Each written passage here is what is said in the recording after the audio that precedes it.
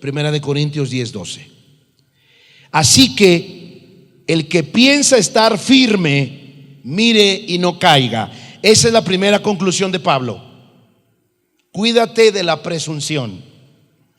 Cuídate de la arrogancia.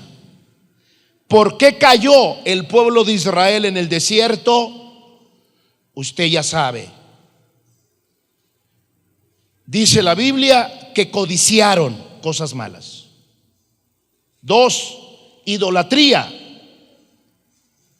3, fornicaron. 4, murmuraron. 5, tentaron a Dios. Esos son los 5 pecados por los cuales cayó el pueblo de Israel. 5 pecados. Pero ahora nosotros como cristianos tenemos que cuidarnos no solamente de estos 5 pecados, porque hay muchos más. Por eso Pablo dice: el que se cree firme, el que cree que no va a caer, mire, ponga atención, porque sí puede caer. Yo por eso aclaro cuando hablo acerca de la famosa pandemia que ha matado a mucha gente y que yo sigo vivo por la misericordia de Dios y por su gracia, no porque yo sea bueno. Entonces aclaro, porque no voy a decir de esta agua no beberé, que Dios me ayude. Entonces dice Pablo: el que se cree firme, mire y no caiga. Versículo 13. ¿Cuál es el otro consejo de Pablo? Y que también es como una conclusión. No os ha sobrevenido ninguna tentación. Ya aprendimos que es una tentación. Es una incitación. Es un deseo tuyo, no del diablo, tuyo, para pecar. Pastor, ¿qué es una prueba? Es un examen que Dios nos hace para saber si hemos aprendido y llevarnos a otro nivel. Y pastor, ¿qué es un ataque? Es un lugar por donde Satanás entra y sus demonios cuando ve una puerta o una debilidad de nuestro carácter. Un ataque lo gesta el diablo, lo ocasiona el diablo. Pero también hay razones. Muchas de ellas tienen que ver con nuestro mal carácter. Pero Pablo dice: yo puedo decirle también que no hay tentación, que no hay prueba ni ataque del diablo, como dice aquí. No os ha sobrevenido ninguna tentación, prueba o ataque, yo quiero agregarle, que no sea humana. Todas son humanas y como consecuencia se pueden enfrentar. No son extraterrestres ni son divinas, son humanas. Pero fiel es Dios, que no nos dejará ser tentados o probados o dejar ser atacados más de lo que podéis resistir, sino que dará también juntamente con la prueba, la tentación o el ataque, la salida. Esa fue la conclusión de Pablo.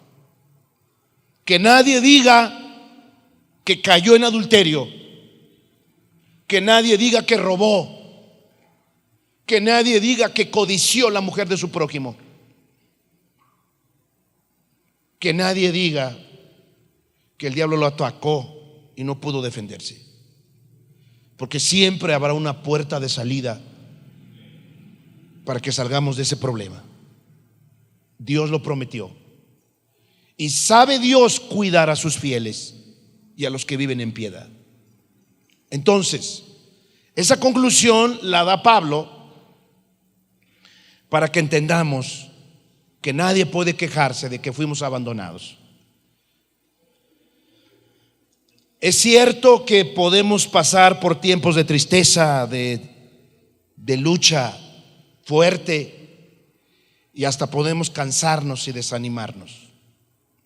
Pero hay que saber que Dios dice que pidamos gozo. Dice que cuando nos encontremos en diversas pruebas tenemos que pedir el gozo de Dios. Y tenemos que saber que Dios está formando la paciencia. En medio de una prueba, Dios está formando paciencia. Y desde luego, la prueba también fortalece tu fe. Por eso es que no podemos renegar de las pruebas, no podemos renegar de los ataques del diablo y no podemos renegar de las tentaciones. Porque muchas veces aprendemos algo. Entonces, Pablo aparentemente concluye. Y aquí comienza el versículo 14. Primera de Corintios 10:14 dice: por tanto, ese por tanto es una conclusión también. Por tanto, amados míos, huid de la idolatría. ¿Cómo ve? Es importante entender que si leemos el capítulo 10, que nos habla de las tentaciones y las pruebas que vivió Israel en el desierto, parece que la más fuerte de todas, y que Pablo gastó un capítulo completo, termina siendo la idolatría. Y creo, mis amados, y los que estarán viendo este video, comenzando por los del retiro espiritual, creo que muchos han desvalorado, menospreciado la importancia de cuidarse de la idolatría. Parece que ese pecado es muy liviano en comparación de otros. Tal pareciera que hablar de idolatría es como sonarse la nariz, como cuando estás resfriado y estornudas y todo el mundo te dice salud o Jesús, que quiere decir salvación. Parece que no es tan grave la idolatría. Pero quiero que sepa, amada iglesia, que Pablo lleva hablando de la idolatría no solamente un capítulo. ¿Desde dónde comenzó a hablar de la idolatría? Si usted regresa conmigo al capítulo 8 de Primera de Corintios, Primera de Corintios 8:1, se lo voy a refrescar en su memoria. Primera de Corintios 8:1 dice: en cuanto a lo sacrificado a los ídolos, sabemos que todos tenemos conocimiento. El conocimiento envanece, pero el amor edifica. Versículo 8:2. Y si alguno se imagina que sabe algo, aún no sabe cómo debe de saberlo. Versículo 3. Pero si alguno ama a Dios, es conocido por él. Versículo 4. Toda esta historia que hemos hablado desde el capítulo 8 tiene que ver con el hecho de que en Corintios había personas que habían salido de los pecados de idolatría. Póngame mucha atención.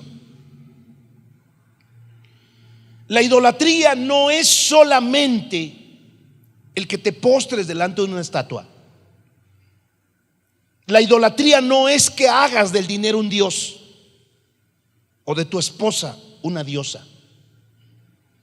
La idolatría no es de que tú creas que una persona, que un objeto o que una actividad es la que le da sentido a tu vida, porque eso es idolatría. Cuando tú crees que tu trabajo es lo que le da sentido a tu vida, Cuando tú crees que tus hijos son el motor para vivir. Cuando tú crees que el dinero es lo que te va a sacar de todos tus problemas, tú estás dando nombres de ídolos en tu vida. Es importante que entendamos eso. Si yo me postro delante de la guadalupana para pedirle un favor, yo le estoy diciendo a Dios que la guadalupana es mi ayuda, mi confianza, mi refugio. Si yo adoro a la muerte y le pido a la muerte un favor, yo estoy mostrándole a Dios que ese es mi refugio, mi castillo, mi roca, mi confianza. Pero no es solamente eso, iglesia. ¿Cómo se manifestaba la idolatría?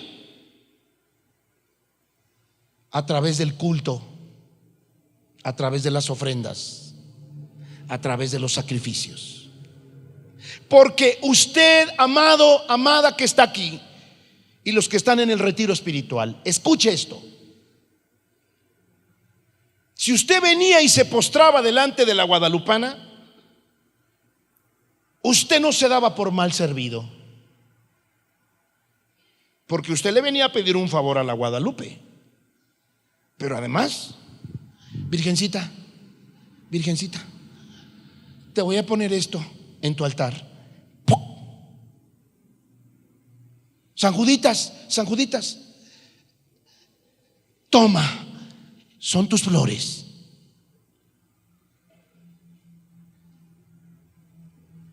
Si tu esposo es tu Dios, ¿cómo lo tratas? ¿No le das ofrenda? ¿No le das sacrificio? ¿No le das un culto? Viejito, viejito hermoso, viejito bueno, viejito borracho y adúltero. Te pasó 5 mujeres en casi 5 años y tú lo tratas como rey. No estoy diciendo que lo maldigas y lo envenenes, pero lo tratas como Dios. Porque parece que ese hombre, el día que se vaya de tu vida, tú te caes, tú te desmoronas y le das culto, le das honra, le das honor, lo tratas bien. O sea que la idolatría no solamente es acercarte al ídolo, sino que cuando te acercas a él, no te acercas con las manos vacías, te acercas con una ofrenda. ¿Cómo tratas tu trabajo? Lo cuidas mucho, lo proteges, lo guardas. Para ti, perder el trabajo es perder la vida.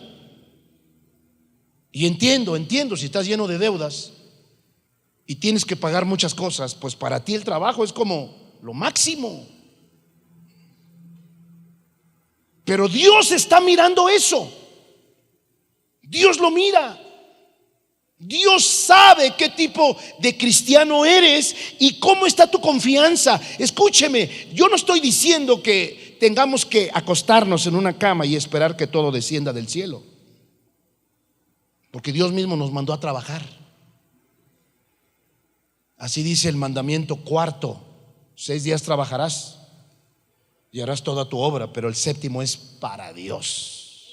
O sea, finalmente, aunque tú y yo salgamos a trabajar, hay un día completo para Dios, mínimo. Pero no solamente es el ídolo, que puede ser tu mujer, puede ser tu esposo, pueden ser tus hijos, tus ídolos, tu profesión. Cuidas tu profesión, cuidas tu oficio como si no hubiera nada mejor en la vida. Valoras tu profesión de dentista como si fuera todo. Y gracias a Dios eso te ha sacado de apuros, porque de eso vives, de eso comes, de eso vistes. Pero en el cielo no hay dentistas. Así que no es todo, la profesión no es todo. Bendito sea el Señor, porque de eso comemos, de eso vestimos, de eso sacamos a nuestros hijos al parque. Pero no lo es todo. No lo es todo. Yo tengo que tener mi trabajo, mi negocio, mis hijos en un segundo o tercer lugar. Entonces, Pablo habla de lo sacrificado a los ídolos, porque finalmente todos tenemos que sacrificar, tenemos que darle una ofrenda, tenemos que hacer un culto a nuestro Dios, a nuestro ídolo.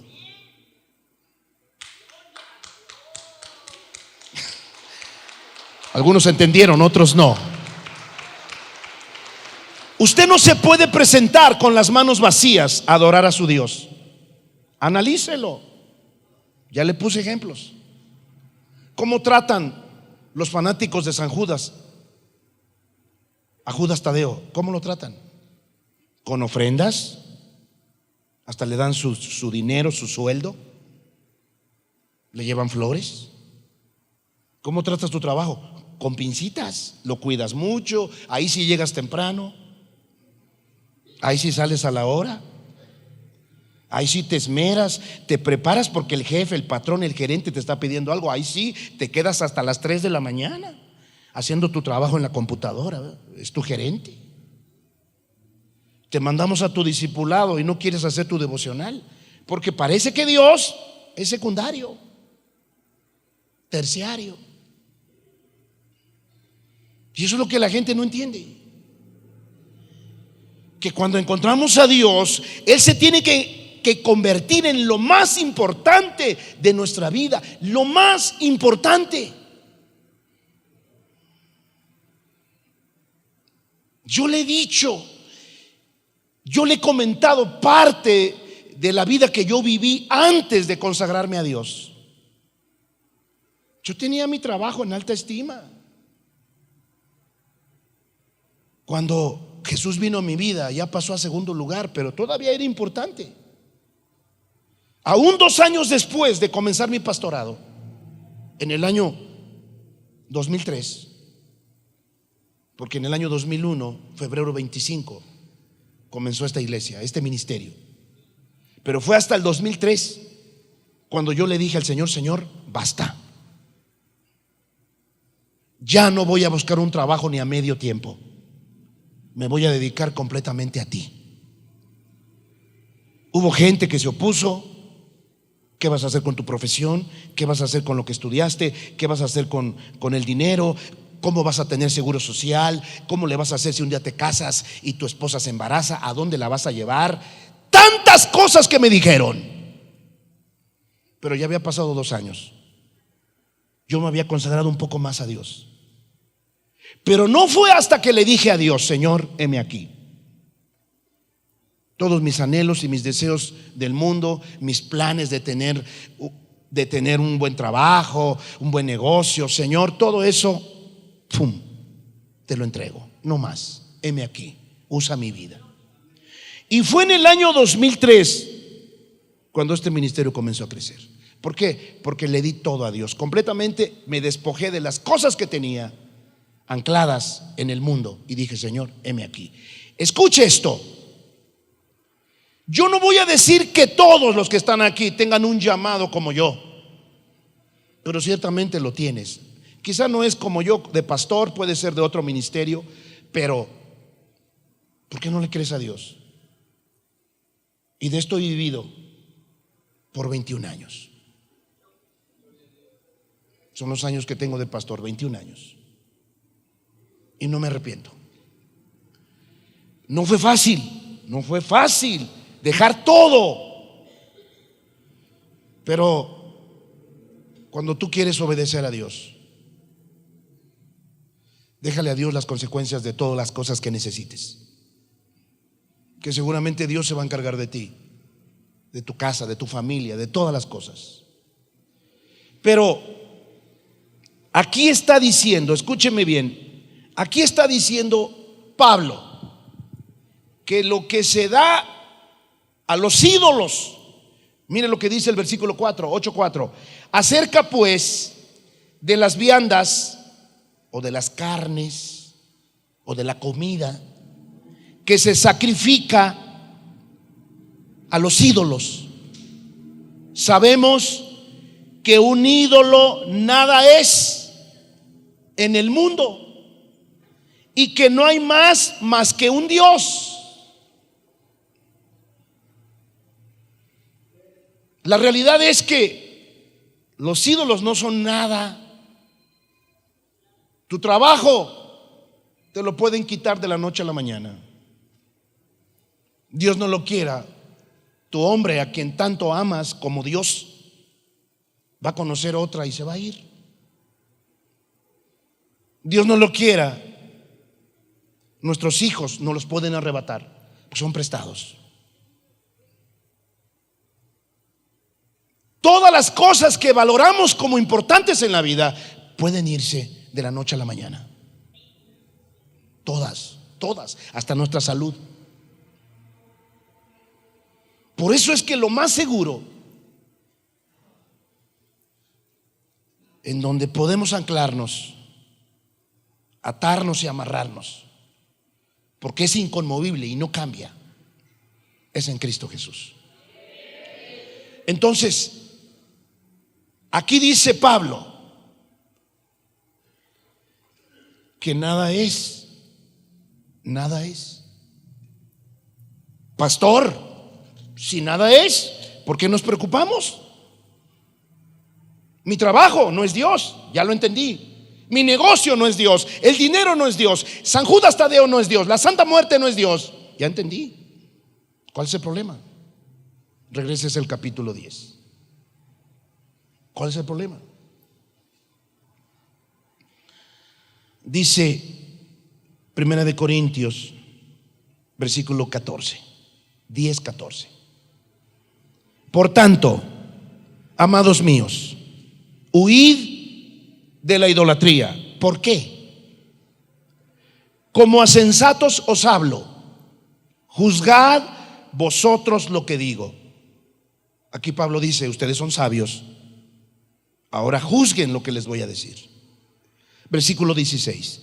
La copa de bendición que bendecimos, ¿no es la comunión de la sangre de Cristo? El pan que partimos, ¿no es la comunión del cuerpo de Cristo? Déjeme el versículo allí, déjemelo allí por favor, no me lo quite. Póngame atención, vea conmigo este versículo. La copa de bendición, ¿a qué copa se está refiriendo Pablo? A la copa de la cena del Señor, la copa de vino de uva o la copa de jugo de uva. A eso se está refiriendo. La copa de jugo de uva que bendecimos cuando tomamos la cena, ¿no es la comunión de la sangre de Cristo? La palabra comunión, ¿qué quiere decir la palabra comunión? La palabra comunión es muy fácil de definirla, solo invierta las palabras, porque ahí hay dos palabras en una. Común, unión. Unión, común. ¿Qué quiere decir comunión? Que tú estás unido a alguien. ¿Cuándo es que nos unimos a Cristo Jesús? Cuando tomamos la copa del Señor. ¿Cuándo es que nos unimos o que tenemos común unión con Cristo Jesús? ¿Cuándo sucede eso? Cuando partimos el pan. El pan que partimos, ¿no es la común unión del cuerpo de Cristo? Dicho de otra manera, cada vez que tomamos la cena, cada vez que tomamos la cena, cada vez que tomamos el jugo de uva y comemos el pan, nos estamos uniendo a Cristo. Estamos formando parte de Él. Ahora sí, quítemelo por favor. Entonces, ¿qué quiso decir Pablo? Que es a través de la comida que podemos unirnos a Cristo Jesús. Esta es la verdad. Pero Satanás es un copión, es un mentiroso. Hace lo mismo con sus esclavos. Si alguien le quiere rendir culto a Satanás, tiene que derramar sangre y a veces hasta comer carne. ¿Sabía usted que los satanistas matan bebecitos y se los comen? No solamente derraman la sangre del bebecito, sino que se comen su carne. ¿Sabía usted que por eso es un crimen tener las cenizas de tu muerto en casa? Porque ¿cuál es la materia prima que usa Satanás para brujería y hechicería? Los huesos de los muertos, la carne de los muertos. Y cuando no hay carne humana, buscan carne animal y se la comen. Primero derraman la sangre y después se comen el animal. Porque cada vez que un brujo, un hechicero, toma sangre de un animal y se come parte de ese animal, se está uniendo ¿con quién cree? Con los demonios, con Satanás. El problema no es la idolatría, el problema es el sacrificio, la ofrenda también. Con eso termino. Mire lo que dice aquí. Así que, versículo 17. Siendo uno solo el pan, nosotros, con ser muchos, somos un cuerpo, pues todos participamos de aquel mismo pan. Cuando tomamos la cena del Señor,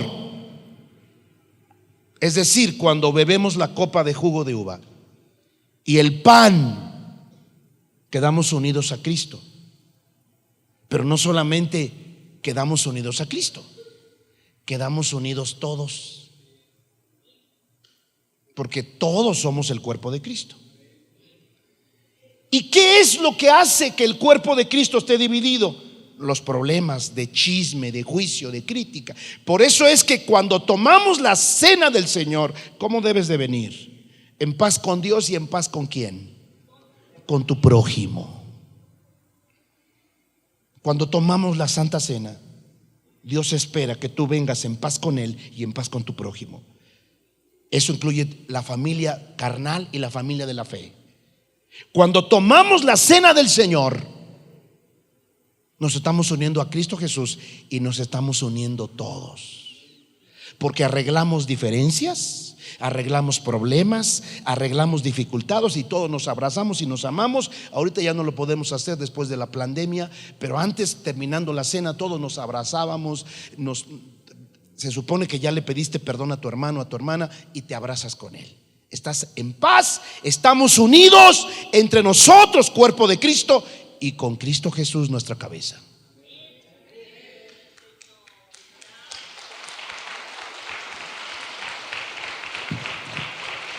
Póngase de pie, por favor.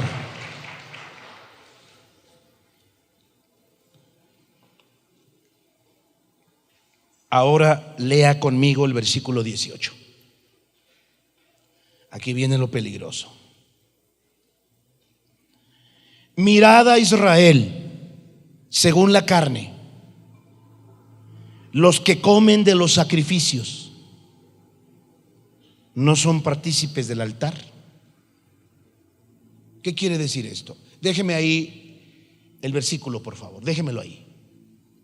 Mirad a Israel según la carne, el pueblo de Israel en el desierto. Los que comen de los sacrificios. ¿Cómo es eso, pastor? ¿Se comen los sacrificios? Sí. ¿Escuchó? ¿Qué pasaba cuando venía la familia de Aarón, los levitas, y ofrendaban a Dios la carne con la grasa? La grasa era el olor fragante que Dios aceptaba.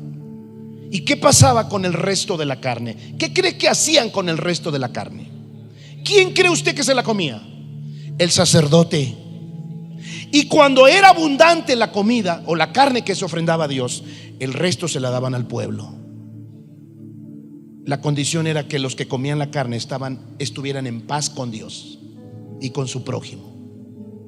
Vea qué importante es la comida. Nos une a Dios. Por eso es que cuando las personas comen en una mesa y están enojadas unas a otras, ahí no está Dios. Ahí no se mueve Dios. Qué peligroso es que te sientes a comer con tu esposo enojado. Arréglalo, porque la comida te va a hacer mal. Entonces, los sacerdotes comían el resto de la carne. Parte se consumía en el fuego y parte se la comían. De esa manera quedaban unidos con Dios. Y como eran representantes de todo el pueblo quedaba unido con Dios. Quiere decir que a través de la comida quedamos unidos con Dios. Así también, cuando un brujo y un hechicero come lo que le sacrificó a Satanás, puede ser una gallina, un cerdo y hasta un bebé. ¿Con quién queda unido? Con el diablo. Por lo tanto, versículo 19. ¿Qué digo pues? ¿Que el ídolo es algo? No. ¿O que sea algo lo que se sacrifica a los ídolos? Tampoco. Pero ¿cuál es el problema? Versículo 20. Antes digo que lo que los gentiles sacrifican, ¿a quién lo sacrifican? A los demonios los sacrifican y no a Dios. Y no quiero que vosotros os hagáis partícipes con los demonios. Dicho de otra manera, cuando tú le estás dando culto a San Judas Tadeo y haces una fiesta, toda la comida el día 28 de octubre que le hiciste a San Juditas Tadeo, tu ídolo, toda esa comida que se hizo, y cuando la comes, ¿con quién quedas unido? Con el demonio que está detrás de San Judas. Las veces que tú le hiciste un culto a la guadalupana, que hasta diste comida para todo el pueblo, eras el mayordomo del pueblo. Toda esa comida que hiciste, ese mole, ese arroz, esos trozos de pollo, cuando tú comiste esa comida, ¿con quién quedaste unido? Con la guadalupana. Eso es lo peligroso. Y analízate en tu trabajo, en tu negocio y en todo lo que has hecho ídolo o Dios. Tú estás unido a Él. Tú estás unido a Él. ¿Cómo se cierran los negocios en el mundo? En una cantina, en un bar, en un table dance. No muchas veces cuando se cierra un negocio se van a comer. Sí, es el sacrificio. El problema es grave, sobre todo cuando ofrendamos culto, honra, honor al Dios que consideramos es nuestro refugio, nuestra protección, el que nos cuida. Esa es la primera parte de la importancia de no ser idólatras. Es grave esto, muy grave. Yo quiero que cierre los ojos, por favor. Por eso Pablo dice: huid de la idolatría. Por eso dice Pablo: huid de la idolatría. Porque lo que los gentiles sacrifican o dan culto a su ídolo, se lo están dando a un demonio. ¿Por qué? ¿Por qué funciona la idolatría? Por los sacrificios. ¿Por qué la guadalupana te hizo 2 que 3, entre comillas, favores? ¿Por qué el San Juditas te hizo 2 que 3 favores? ¿Por qué cree? Por el sacrificio, por la ofrenda que le llevaste.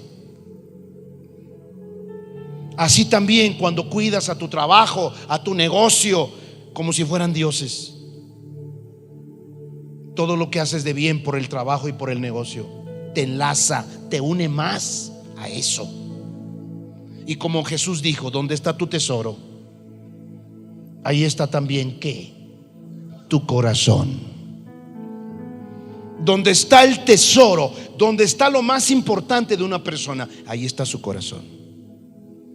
Así que Dios no es dueño de tu corazón. Si lo más importante de tu vida es tu trabajo, tu negocio, tu automóvil, el gimnasio, tu esposa, tus hijos, ahí está lo más importante de tu vida, ahí está tu corazón. Porque donde está tu tesoro, ahí está tu corazón. Lo que más valoras, lo que más aprecias en la vida es lo que tiene tu corazón. Es lo que ha tomado tu corazón. Por esa razón, de la abundancia del corazón habla la boca. ¿Cómo sabemos cuando una persona tiene en alta estima al Dios trabajo? Cuando todo lo que habla y todo lo que menciona es acerca de su trabajo. ¿Ya se dio cuenta, los jóvenes? ¿Quieres saber cuál es el ídolo de tu joven? Ponte a hablar con ellos. De lo que más hablen, ese es su Dios. ¿De qué te hablan tus hijos? De videojuegos, de muchachas, de programas de televisión. Ya sabes cuál es el Dios de tus hijos. Porque de la abundancia de su corazón, de lo que hay en su corazón, hablan en la boca. Quiere decir que eso de que hablan es lo que adoran.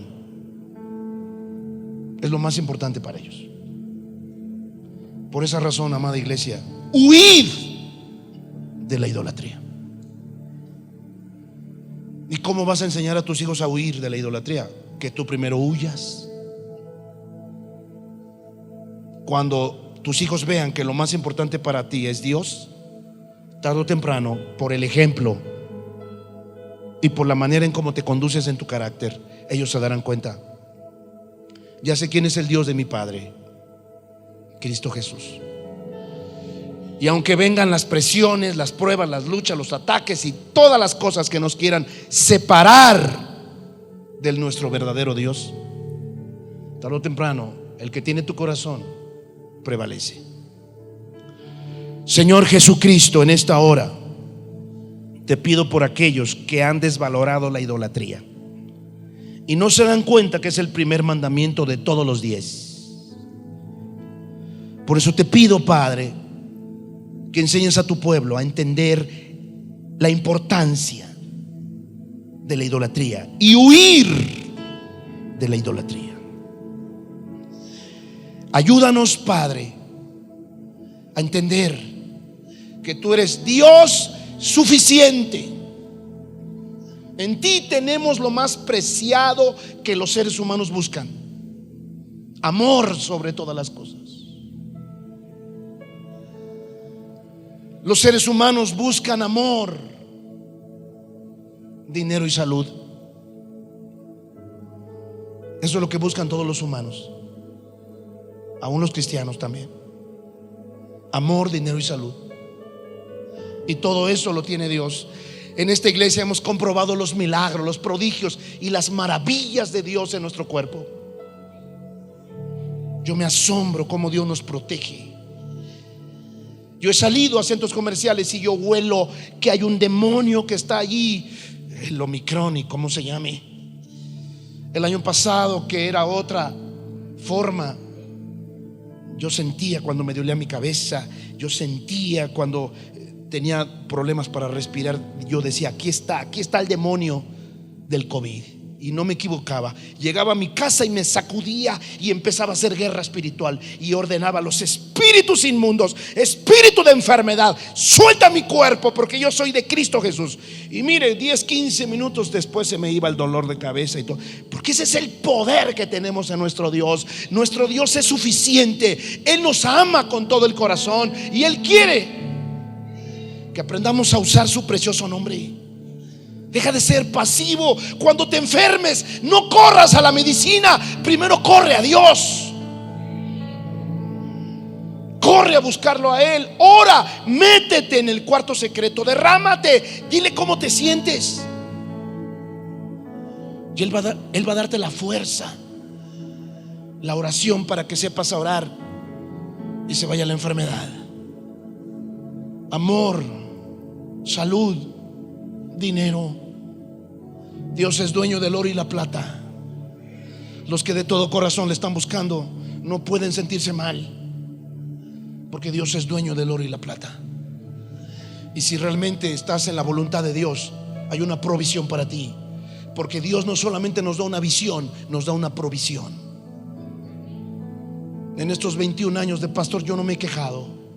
Me he consagrado a Dios en todo corazón y no me he quejado, porque Dios me ha bendecido.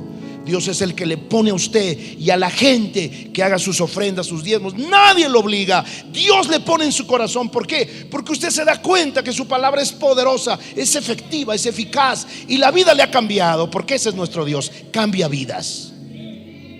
Vamos, levanta las manos y quiero que tú evalúes en qué nivel tienes a Dios. Evalúa, amada iglesia, en qué nivel tienes a Dios. ¿Es tu segundo lugar? ¿Tu tercer lugar? ¿Tu cuarto lugar? ¿Es Dios tu primer lugar? Vamos, si todavía Dios no es tu primer lugar, dile: Señor, perdóname. Yo necesito huir de la idolatría. Yo necesito correr de la idolatría. Ayúdame. Ayúdame. Te tengo en segundo lugar, amor de mi vida, dueño de mi corazón. Te he desplazado por cosas a quien le he dado culto y sacrificio, y te he dejado a ti, Señor. Perdóname. Perdóname. Yo quiero volver. Este año quiero ponerte en primer lugar. Quiero que seas lo más importante para mí. Hay muchos que han perdido seres queridos. Quedaste solo, pero Dios ha prometido estar con nosotros todos los días. Todos los días hasta el fin del mundo. Vamos, entréguele su corazón. Si usted se lo había quitado y se lo había dado al trabajo, al negocio, entréguele su corazón. Entréguele su corazón. Señor, perdóname. Te quité mi corazón. Tú eres lo más importante. Tú eres lo más valioso. Toma mi corazón. Señor, yo te amo. No solamente con una parte de mí, sino con todo mi corazón, con toda mi alma y con todas mis fuerzas. Ven, Jesús, muéstrame tu gloria. Muéstrame que no hay nada ni nadie que pueda tomar tu lugar.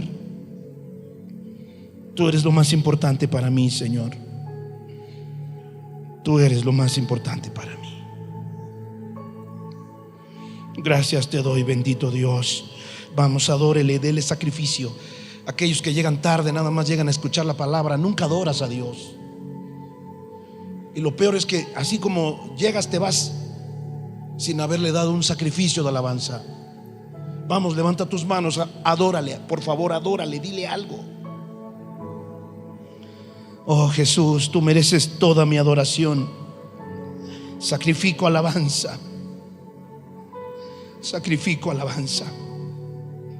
Jesús, mi Señor, mi amo, mi Dios, mi único Dios, mi único Rey. Te amo, Señor. Quiero que tú seas lo más importante para mí, mi amado, mi médico, mi proveedor. Tú eres eso y más, Señor. Yo te doy a ti la gloria. Te doy a ti el sacrificio de alabanza. Bendito eres, Jesús, bendito eres. Cambia los corazones. Cambia los corazones. Aquí están nuestros corazones, Jesús. Aquí están nuestros corazones. Aquí están nuestros corazones. Aquí están nuestros corazones. Aquí están nuestros corazones. Gracias, bendito Dios. Gracias. Gracias, Padre. Gracias, Padre. Gracias, Jesús. Vamos, adórale, abre tu boca. Si eres hijo de Dios, ya sabes quién es tu Dios. Vamos, abre tu boca, dile.